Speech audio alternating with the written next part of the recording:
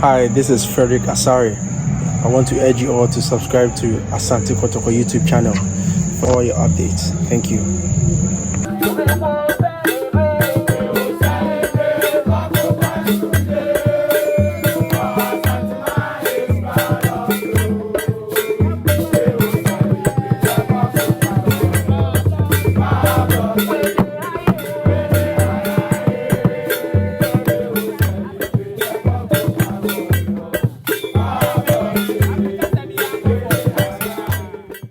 All right, and that was a year to speak with most respected and then the ultimate group ever in Ghana football's history. So that is a Porcupine Tertiary. And Mado Wahane was your phone. Mama Kwaba to Asante Kotoko Media. I was a woman for Kasaga Kransana. Okay, Medazi for Akonyan. PT Action Day. PT Action Day. PT Action Day. Peche. Mado, my first question here is simple. At the end, they keep you group way bonded together and they keep you guys going despite the ACBR in the club. Okay, thank you very much. First of all, before I say me question, I don't know. Yeah, one penny phobia was a acknowledge you. Yeah, I said that case bema obadi nyankopon so wa hwe so. Na I said that this wa kwama King Solomon 2 say 2 and na bia okobia onkwa so piao. Na asania by a godfather, a friend Big Joe. Ka Big Joe a obia enim Big Joe. Na fe Kotoko management and all football loving fans omodidi Asante Kotoko SC. Back to your question on we as an executive that you do media the boa Krobia Kumasi Asante Kotoko. Executives in the ball in all aspects, but a honoman minu our team in chain don 45 medane or side in a manana or no amount more details about that aspect. No, the move group in the Akes phone call. A dino a Russian bullet and a friend of Pavlichenkova. Hey, you can say more. The year under review, season in retrospect. Diana, how would you sum up season as a body, as a group throughout the season? Send and Yama a command our own right, whether you were able to achieve. I mean, say every season they are more target. Mona moya and son be more estuan ashanti and okras omuntini to send were you able to achieve your targets? Where did you guys get things wrong and Hena more try to make up for the coming season? I would say season it came there. Yamian Ukraine and Cossadia Peno. In our challenges be if you do baby sometimes you do Sundays and I say game or hot Sunday crana how mobile team members ne say you be component to dey bia na head if say I say okoka hye no mpo no oni say na obakra bi kra na emfa nti no na to dey bia na head kakra nti no betima ka say performance of the team no enya nsunsuanso kakra we so emu ye den mai nti no ye hwe anim say mpanyimfo so dey nyoma beto akwam amaye na season ebe yi anya said ye etie de twam no nti no season the Nyamian Ukraine your target there. I wouldn't say you drew because I think season you started kakra no even AFCON ye twa me ye could be for point tertiary you repay ye could be ti ye buy as any energy because ye be wie first round na say performance so ye after started second round yeah nyoma je wu nti no yes ye break kakra nti no season na twa me the Nyamian Ukraine anko yi ti ye sem panyufo say nyoma so beto omde nyoma beto akwan mu na de ebe yi aye se de nyina aye pe yetim don't a Canada na polling so ewa hana na najwa mo nyina ombenya mo first remarks send your don't can say motivation sometimes will be bound him say be dada ya but a lot of mo group no there be no mo ye represented and then more catch just to be at the stadium. And in regards to question now beside Porcupine Tertiary no ankasa as student and supporters a Kotoko SC no let's say a self-motivated. Obia or habia each and every individual be on bia a to watch it. Yeah, no, say whether rain or shine. Say team ne top form a jina, we are there for the team. Inti enye bibi say bibi teche na maybe say motivate no. A to watch you say any DSC was say a say near the what team no. It is obisa that question now. That is the main reason. Anytime biano muhu ye don't be brave or ye stance ma e did you made the boa kumasi Asante Kotoko. Yeah, a shame group na say na whole weekend. Who new faces be how do you get these people said season be a bit completely every by yet munya I'm saying them abem kaka. I'm say ekuno motiva na say tertiary institutions organ na eko na nya Ashanti region nko ana ye members of central region baby a obia PT wo ho Porcupine tertiary wo ho inti no em say kwan bi so no say na odi ka mobo odin bi no omo susu emu kakaka big joe o say bia campus we mu memfa ani nko ho e bia far away from Kumasi but o make sure say e benya members wo ho a omo so no o me dey o betima be join ni inti no always and then no I say year kwan baby I say e be gada tuba konima school bia bi wom enye bia school mienu miensa bi school bia bia adwo ho bia e wo konimo inti no eno so ye kwan kakaka ana o we bi obi o ha ono no onko ni school but na ni jejama ho oba na we na engineer de na ma cha that so ye nim say we na dabi we nya we yimu bi nim say we ku dabi ye oba only energy na match that so yeah na no answer ye ko baby e ko bia ye no be ko ye nka say bia say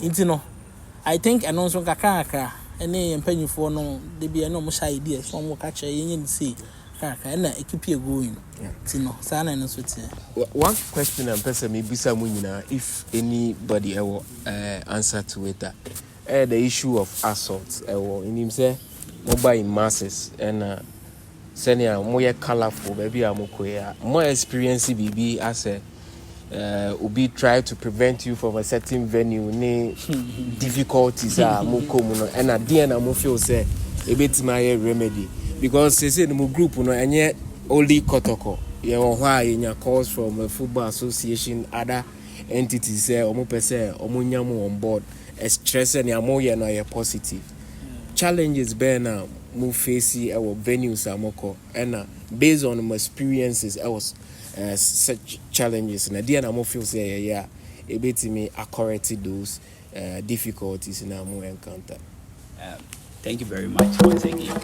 In terms of challenges in the year, I wouldn't say young as a group in all the other aspects, you know, a bit of honor, and then the assault now can once say we read you Medina back then people have some mentality be say me find sebi omuni anything BIC or money so na didi say adwumadi but once I share each and every individual be our tier be na student fa ebi mo so yo munwuma ye madam nurse ebu a shijama na ye na mbu ni ade a was so ye mu na energy no timi shijama wa mu na mu bu ni say ye pele ti bebi ono ma e o say eti assault ni de ebu ono ma you get people coming from different background omono mentality ne their perception no different but ti say dem kan no ye yakasa a kire ye mpanyimfo ne ya de be edi nkomo enti say ye ko ba bi kramp na say search enema ne ba we have some people omono handle that particular aspect because say ye nyina adwin kwa kodi side na chi ye be lose focus so in terms of that in the within the Porcupine Tertiary as a group no and penny for the name gugu akoma e bia ye ko ba bi na BBC a enye wo na wo akoka okay and ye two ways in so ama obi bia say at least omuhu ye ya emma omo nya saa idea no Tibia moye violent group. No, yeah violent. Na cruise be suamo na I'm sure money. Oh, there be. Over more tips bia na. Oh, make I say who could do standard beer, there might be some group of beer they will look up to you and try to copy or style names yeah, be encourage you, but you know mu bishia dia or mo yen kra and you mo keep his ankra na level no. Sana me kind I want say a balance because man no does and na bibia so ye na ma wo mu a ekoyi ekoyi media na me tifie na me hwe afcon yi bi me hwe games ni bi mu say PT kama how was the experience like in Abidjan moko I supported Blasters those are almost one koyi but yes na mo vibrant me they will be in the concert chairman say mo ya mo hwe mo sa mo share experience no send net ma mo one Rebecca Sakami go first. Okay. Rebecca said it was a wonderful experience so far and only the biggest stage I call. Yesterday Porcupine Tertiary it was mainly a member nkwa. Later and I man be too and I grew up through this stage. Until the any man kotoko. Yakwa ne bia kotoko ne ha se bone yakwa akra. So leaving Ghana na yako outside to Cote d'Ivoire and then no other Ghana national team yako supported no. It me aka say na ye hu bi da na anije no was so and then we share your number na ye call ye na e ma ye wo matank say na 9 to a member 40 something and being on that biggest stage na no obi an hu ye no wo fie na we afro na hu TV so na record no. So it was an experience for lifetime ye rain feeder and sometimes ye nya amanfo mbebu abem but say ye to me akwa na ma ye da hu wom na ye gina mu. I will say a experience ye ni age ho and then you better cherish it for the rest of our life. Would you then say more regret being part of Kotoko so don't ball Porcupine no and you may kuye David me join the Porcupine Tertiary 2018 till now to say my regret here and come free mu call and come call ye per say ye make statements say omo person omo ye money ye say we jama omo kana sa jama eye mema adwuma no e pese you prove omo wrong say e man so wakonya obi a wakonya so betumi aye because o sha e man na ewo mu no obi anya so obi ni adwuma ye ma o mema because category bia bi wo mu enya me nkwa na me nurse ni ewo mu ye wo students am so ye nurses omo wo mu normal pense outside nurses university poly nti eno de ye ni ye nya gender balance yi bia wa ha say ye yi ma na frum obi a ewo mu bi nti eno de ye be ka kire mo so mu hu amamo nye de nya omo anwa say ma de ewo club no slogan no ka fabulous and as ka kuma pema pembeba pempem no nti 1000 bebe free mo ye den ado beba no so beba be ye ni yi sa na tie but one thing is a fabulous no ya mo hye da hia wo ba bi na mo drip na zo bia ba ejetu ato za mo hye da akɔhye ba bi dress ba na ze yi man cause me wo down ho na me too many am to me say fabulous na ho na mo de pico but first of all me that must for akunya way yes e bia ye said that drip na ye but Porcupine Tertiary as a whole no I would say that enye akwahifo bi na say we don't know what we are doing bi na ye dem ha. The issue is like Obia when Juma. And then before we come to stadium, no. Communicate beba will pay you dress nicely with your morale vest. Because club now is fabulous. Yeah. It's a bar. Now I was it me nice. And will be say. And yes, you need you medi a corner na your door intina. Yeah, na your bar. Patcho me be can then another a kind ever a man aspect no. Challenges na dear war.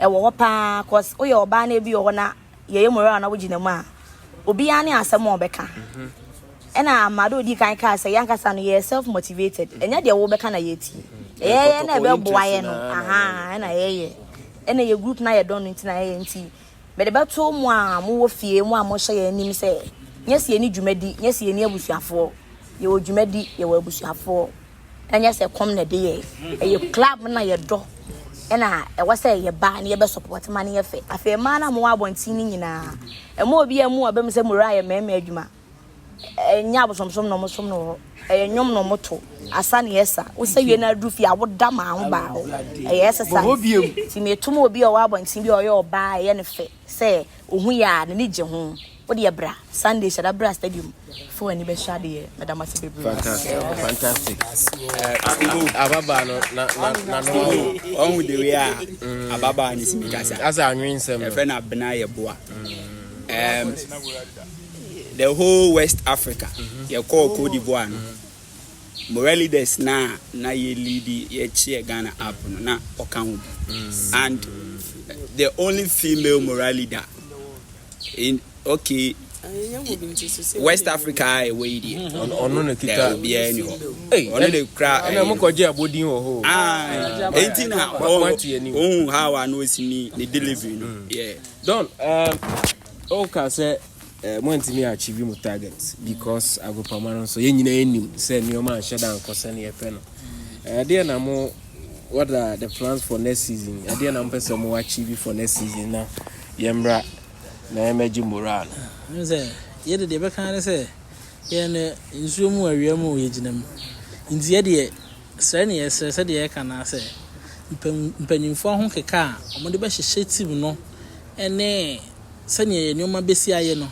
I think say no cry a bit motivate ye say season we de bibi pa bi be dey e be ko fi say no cry na nyame no to de bi ase na meka no edin ye kwa away matches nyina to de bi a wa out mu say na home cry no ye hu so na away na wo say bi obi busa wo e bi a venue say ye be ko me ka say bi a ye be ko unya be ka say na fi say but onim say bibi motivate you say dey nti na ha yen nti no that's how we say rain or shine bibia mu no be kono zemu say defeat no so defeat ni a part but on say moral no e kenyan mun kenya mo ho nti no ye kenyan ho so no eto da bia on say ebi kwa ye ball no ye hwe bio ba ye kofie ni ye hwe se ni ball no si ko we de ensem fata na no no ibu abembat ye no still na ye guso ba nti no eno na my setback kakra but eno mpo no still na ye drive on nti no eno de but on say se nyoma so gu akwan ma eye eboa ye nyina se ne pen na nti no ka nyoma gu akwan ye na bibia akoyi a na aboa ye nyina minim se mo top executives no do mo kan ho de but e de na mbe any support mo call it from anyone or ready to support more as a group because they say no Brandon they top notch. They say more soro papa. I think on say ya kasam say dim ba ko afem bebre pa Big Joe. Ye de ye just executive bi a wayi say ye hwe chirima no. Ti esem a Big Joe de onya na Uba Kotoko na ka say upe Big Joe number na ya Godfather Porcupine Tertiary for no Godfather no. I think easy to find. Who know de wo bi aye no de ye ni say wo fi say ye penny no nti no so obi wo mo bia na bi aye de ye ni say wo because the don no ono ana eboa ye nti no e be kan say the don anu awo nti e ma ni bi be ka say bi mu Friday ye ne house of folk o man ko pe ba bi antra o mo sa na ye bobo eno aye a maiden trophy e be fight for Democracy Cup Friday 6 p.m. Accra. First of all, more body no ne be see hu. Are you representing? We are coming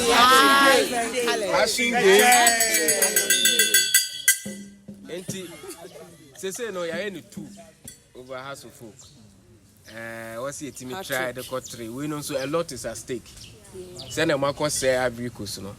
Is it? They say the marco Saskatchewan crowd waiting. Into on Friday, they expected from view. Send a movie game. More markers are more by support ya my winning. Send a movie game. House of one brand has a moon friend. The chimp will be messy or man. One House of one brand. I say, my two. Then you expect from more as a group. This season, yeah, they are more back to back. Nti hwe na o ma home ho. Ba o mo pese o mo go mo hu mass there. Omombra na omombo he de betimi aya mo. Option. Betimi atwe mo free. Ba mo pani guase dia. Omombra ambeje. Na mo de mo sa rusie bi akọ na mo de ba de. Yeah, the BBA baby. Na PT sectors ni na so bad wini beba. Akreba. Ti PT sectors ni na ebehia ho. Wini beba.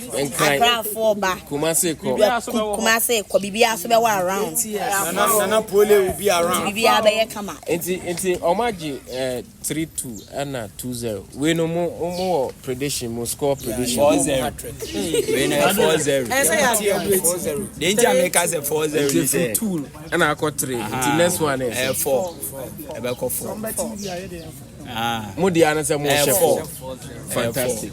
Enti at this point, action in here change bibia kasa tente no e de besia ne agemo action nti piti action dey mo me ehu mo action na ka seto e dasi na answer na ye be action na se no e bia we ebekọ ewiase afa na nyina ye ka sponsorship ye bibia ye big joe e bia na obi nso ani di kotoko na chi opese oboae enti ye pese ye fa sa akonya we so ne de ye godfather number tudwa sene be ya obi opese oboa piti bia no moa bibia nkonkosi ye godfather so enti se to se mama akonya na me fa so na kasa na yenko so ani nya abusiafo se bo hwe ya ye godfather number no eye 0545 28 23 19 Mrs. Subim 0545 28 23 19 ofri bia your godfather and nobody in our so ya damasi piti action are you ready for action